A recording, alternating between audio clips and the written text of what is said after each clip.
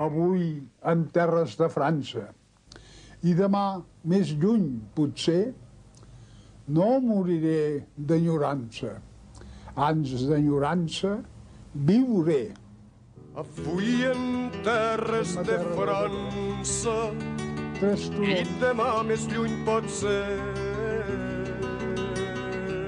Joan Oliver es uno de los grandes escritores de las letras catalanas, dramaturgo, prosista y poeta con el seudónimo de Pere Quart.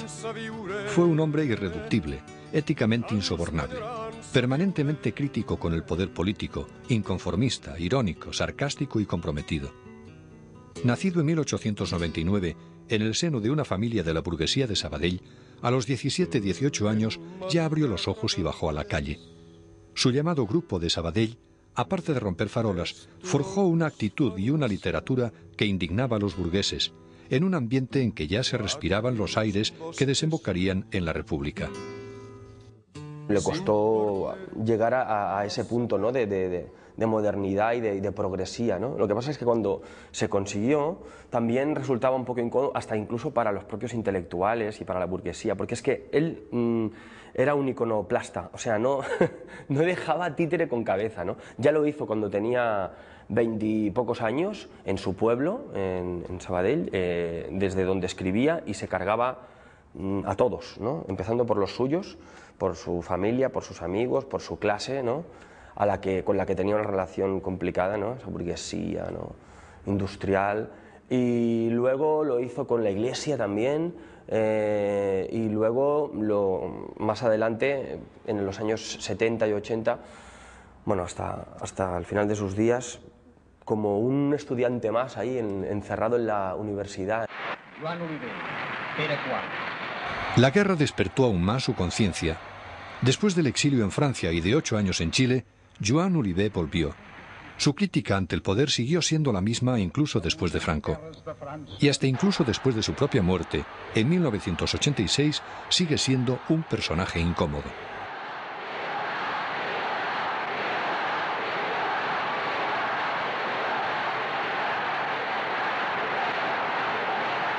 En La fam, el hambre, Oliver habla de la mezquindad cíclica del poder político. La meva consciència de classe m'aconsella, no, més aviat m'obliga a solidaritzar-me amb la desgràcia dels companys. Et vull ajudar. Él la escribió en el 38, entonces era muy evidente lo que estaba hablando, porque retrata absolutamente los momentos que estaba viviendo la sociedad o que acababa de vivir 2 años antes con el alzamiento y el año siguiente con los hechos de mayo, ¿no?, de Barcelona. Entonces, para el público era obvio que representaba este momento histórico, pero él simplemente lo limpió de connotaciones para que respirara, ¿no?, que no fuera que yo estoy acusándote a ti y a ti.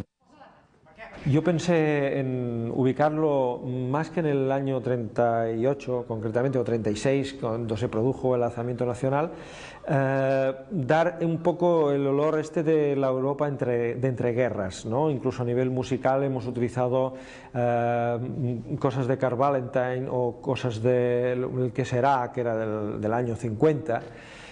Pero que dan un poco, incluso a nivel de vestuario hay cosas que digamos, no son del 36 ni 38, sino que ahí la solapa un poco más ancha, ya da un poco hasta el 45, 49, que es la Europa de entreguerras, la aparición de los fascismos en Europa, y me gustaba más universalizar el tema, que podíamos haberla hecho pues de romanos o en Sudamérica o en la India, da igual, ¿no?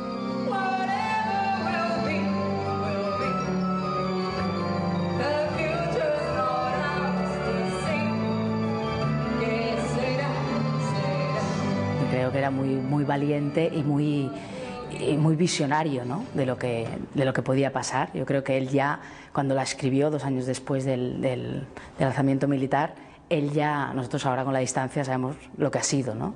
Efectivamente, ya lo sabemos, ya no podemos cambiar nada, pero él un poco ya lo sabía, y lo que más me atrae era esta cosa que tenía de salir de una familia benestante, de Sabadell, y luchar un poco contra todo su entorno, ¿no?, que eso no es fácil.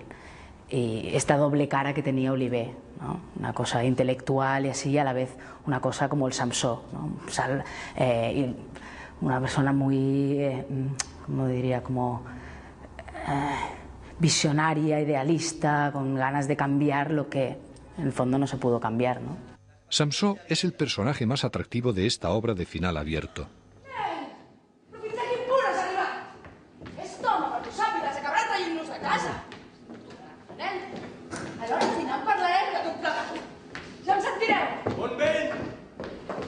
Lo deja bastante abierto porque los dos personajes protagonistas, que son los dos polos que se podrían ubicar en dos de las posturas que hubo en el momento, que eran los anarquistas o anarcosindicalistas y los comunistas y republicanos, este enfrentamiento, digamos, es lo que lo deja un poco abierto, lo deja un poco a gusto del consumidor. Incluso humanamente te preguntas un poco tu posición social y respecto al tema, y qué pasaría si te encontraras en un conflicto de estas magnitudes, ¿no?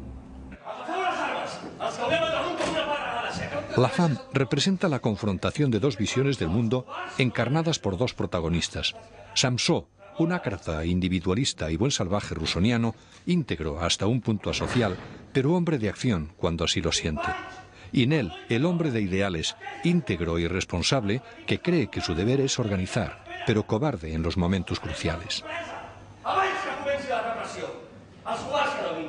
Él puso mucho de sí mismo en esta obra y esa división que hizo entre los dos personajes, ¿no?, de Nel y de Samsó, que eran dos personajes que son como complementarios, que hacen...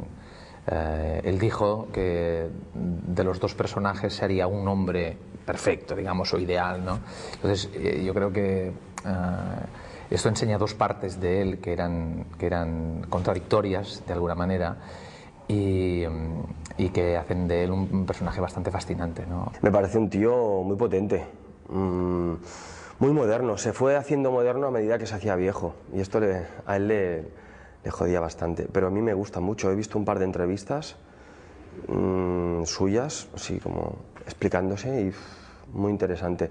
Y la empanada mental también que tenía a nivel filosófico, que creo que se refleja en su poesía sobre todo y en algunas obras, es muy interesante. Era un tío creo que muy valiente y muy honesto. Y cosas de Joan Olivé están en el Samsó, que yo interpreto, ¿no? Otras están en el Nel, pero son como el enanito negro y el blanco, ¿no?, que le van diciendo y a mí me toca hacer el arquetipo ese, ¿no?, Samsó.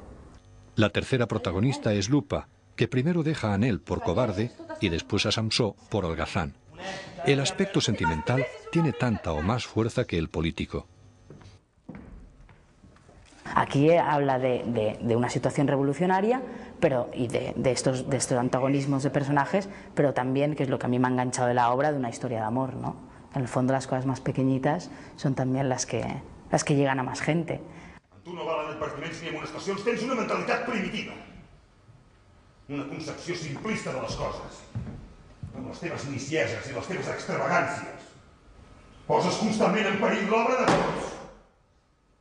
Ara es tracta de la reconstrucció social i econòmica d'un poble. Ara els homes com tu són un obstacle.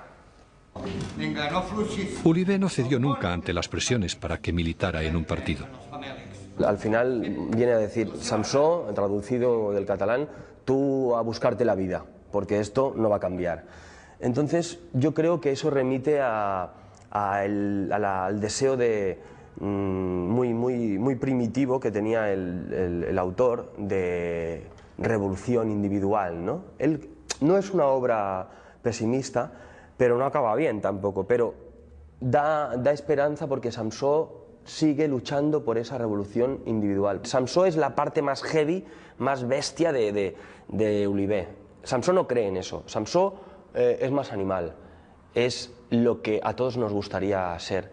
Yo creo que, de verdad, porque él no procesa en los lóbulos prefrontales, o sea, él va directamente al sistema límbico. Per un podric de res m'havia de vendre l'ànima? Són els teus diners pagats de sang del preu d'un home. Serena, company, has de fer camí. Entre amics o entre brètols? Som mesura les teves paraules, ni borratxo. Però, company! Tia! Calla, per força, callaràs ara! Què feu, companys? Serenitat! Anem a respectar! Què dius? La puta!